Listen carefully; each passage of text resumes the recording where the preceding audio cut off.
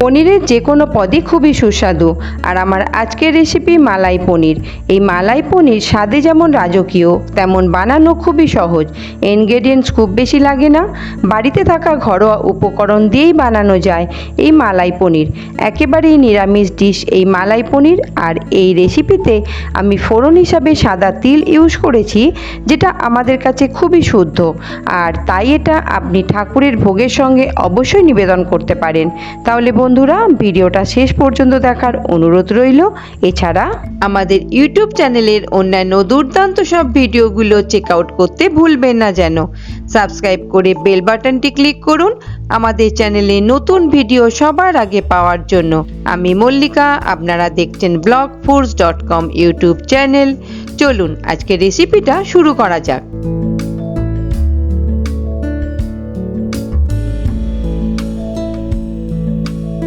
আজকে মালাই পনির বানাবার জন্য আমি 300 গ্রাম পনির নিয়েছি, সেটাকে কিউব করে কেটে নিয়েছি।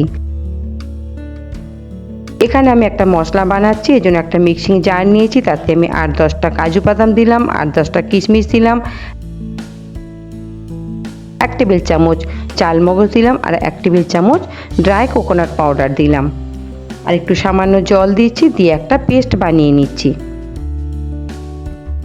দেখুন আমার একটা পেস্ট বানানো হয়ে গেছে, আমি চামচে তুলে দেখিয়ে দিচ্ছি। ঠিক এরকম হয়েছে পেস্ট, ঠিক এরকম একটা পেস্ট বানানো হয়েছে।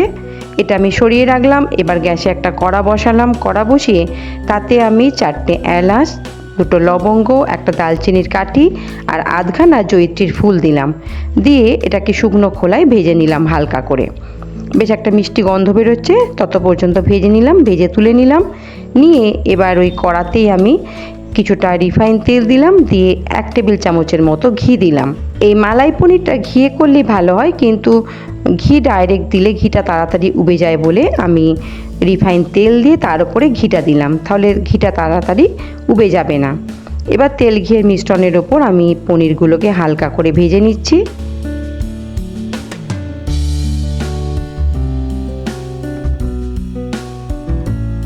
পনিরগুলো কিন্তু খুব ডিপ করে ভাজবো না, একদম হালকা করে ভেজে নেব। দেখুন পনিরগুলো একদম হালকা করে ভেজে নিয়েছি। এরকম করে সব কটা পনির আমি ভেজে নিয়েছি। দেখুন দেখতেই পাচ্ছেন একদম হালকা করে পনিরগুলোকে ভাজা হয়েছে। এইবার ওই তেল ঘিয়ের মিশ্রণেই আমি 1 মুঠো মতো কিশমিশ দিয়ে সেই কিশমিশগুলোকে ভেজে তুলে নিলাম। কিশমিশটা ভেজে তুলে নেবার পর ওর ওপরে আমি আরও 1 চামচ মতো ঘি দিলাম। এই মালাই পনিরটা ঘিয়ে করলে এটা বেশি টেস্টফুল হয়। এবার এখানে দিলাম আমি 2টো শুকনো লঙ্কা, একটা তেজপাতা আর একটা দালচিনির কাঠি 2-8খানা করে দিয়ে দিলাম। দিয়ে এগুলোকে একটু হালকা হাতে নাড়াচাড়া করে নিয়ে 1 চামচ মতো এখানে সাদা তিল দিলাম। সাদা তিলটাও একটু হালকা করে ভেজে নিয়ে এখানে দিলাম আমি 1 চামচ আদা বাটা, আর 1 চামচ এখানে আমি কাঁচা লঙ্কা বাটা দিলাম। কারণ মালাই পনিরটা একটু সাদাটে মতো হলে দেখতে ভালো লাগে, খেতেও ভালো লাগে। গুঁড়ো লঙ্কা দিলে ভাবটা লালচে এসে যায় বলে আমি কাঁচা লঙ্কা দিলাম। আদা আর লঙ্কা একটু তেলের ওপর ভেজে নিয়ে, তেল ঘিয়ের ওপর ভেজে নিয়ে এখানে আমি ওই কাজু কিশমিশের যে মিশ্রণটা আমি করেছিলাম বা পেস্ট আমি বানিয়েছিলাম সেইটা দিয়ে দিলাম। দিয়ে এইবার আমি ওই মিক্সি জারটা ধুয়ে একটু জলও দিলাম। তারপর আমি বাকিটা শুধু দুধ দিচ্ছি, এর মধ্যে কিন্তু আর জল আমি দেব না। এবার যতটা প্রয়োজন আমি দুধ দেব। যতটা প্রয়োজন দুধ দিয়ে এবার এটাকে ভালো করে ফুটতে দিতে হবে। এখানে আমি প্রয়োজন মতো লবণ দিলাম, আর 1 চামচ মতো চিনি দিলাম। 1 চামচ এবং 1 চামচের একটু বেশি চিনি দিলাম। লবণ আর চিনি দিয়ে ভালো করে এবার এই গ্রেভিটাকে ফুটতে দেব। এখানে আমি ভাজা কিশমিশগুলো দিয়ে দিলাম। ভাজা কিশমিশগুলো দিয়ে ভালো করে নাড়িয়ে চাড়িয়ে মিশিয়ে নিয়ে এইবার গ্রেভিটাকে আমি ভালো করে ফুটতে দেব। গ্রেভিটাকে বেশ ভালো করে ফুটিয়ে নিয়ে তারপর আমি ভাজা পনিরগুলো এখানে দিয়ে দেব। দেখুন গ্রেভিটা আমার ফুটে গেছে, বেশ কিছুটা ঘন হয়ে গেছে। আর একটু আমি ফুটিয়ে নিচ্ছি। আর একটু ফুটিয়ে নিয়ে আমি পনিরগুলো দিয়ে দিলাম। কেননা পনিরগুলো দিয়ে আর খুব বেশি ফোটানো যাবে না। পনিরগুলো দিয়ে আর বেশি ফোটালে বা বেশি নাড়াচাড়া করলে পনিরগুলো ভেঙে যাওয়ার ভয় আছে। পনিরগুলো দিয়ে আমি এবারে এটাকে হালকা হাতে নাড়াচাড়া করে খানিকক্ষণ ফুটিয়ে নিয়ে আমি রেডি করে নেব আজকের আমার মালাই পনির। এখানে একটু ঘি দিলাম। ঘিটা দিলে একটা ঘিয়ের খুব সুন্দর গন্ধ বেরোয় এবং এই মালাই পনিরটা খুব সুন্দর একটা সুগন্ধযুক্ত হয়। দেখুন গ্রেভিটা কিন্তু আমার বেশ খানিকটা কমে গেছে, বেশ অনেকটা গাঢ় হয়ে গেছে।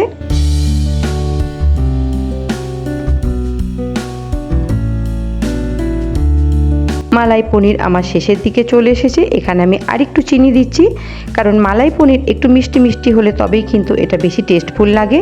পনিরের যে কোনো রেসিপি বা যে কোনো আইটেমই কিন্তু একটু মিষ্টি মিষ্টি হলেই খেতে ভালো লাগে।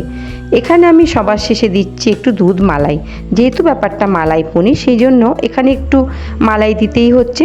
যদি আপনাদের কাছে দুধ মালাই না থাকে তাহলে অবশ্যই একটু ফ্রেশ ক্রিম দিয়ে দেবেন, তবে এটা কিন্তু একদম পারফেক্ট মালাই পনির রেডি হবে। মালাইটা দিয়ে আমি আরেকটু ফুটিয়ে নিচ্ছি, বেশিক্ষণ আর ফোটাবো না। আমার রেডি হয়ে গেছে মালাই পনির। সবার ওপরে আমি ওই যে ভাজা মশলাটা সবার প্রথমে করেছিলাম, সেই ভাজা মশলাটা ছড়িয়ে দিলাম।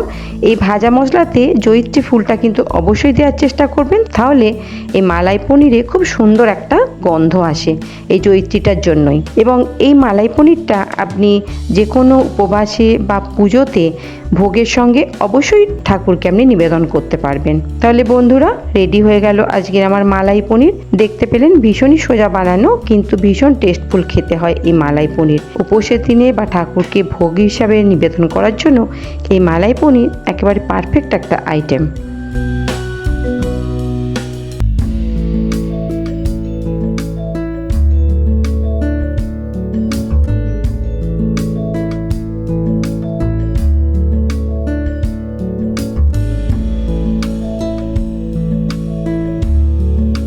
আমার ভিডিওটি যদি আপনাদের ভালো লেগে থাকে তাহলে অবশ্যই লাইক করে কমেন্টে জানান।